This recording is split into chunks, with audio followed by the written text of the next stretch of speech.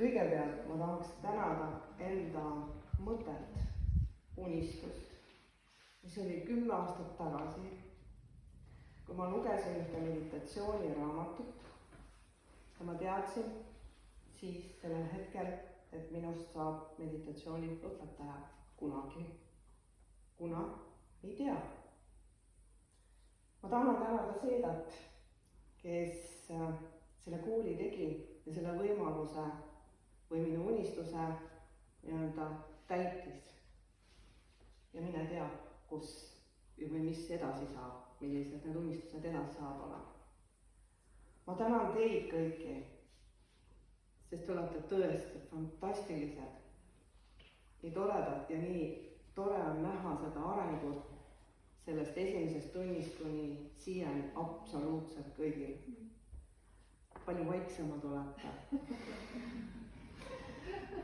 Mina veel ei oska olla väga vaikne. Mul see hääl on päris kõva ja rääkida tahan ka palju. Aga ma usun, et ma hingest seest olen palju vaiksem. Ja kui ma neid Osho raamatuid lugesin, siis ma võin öelda, et äratundmist nii minevikust, võib-olla ka tulevikust, olevikust oli väga palju. Sai paralleele tõmmata, sai mõtiskleda nende mõtete üle ja mulle meeldib ta huumor.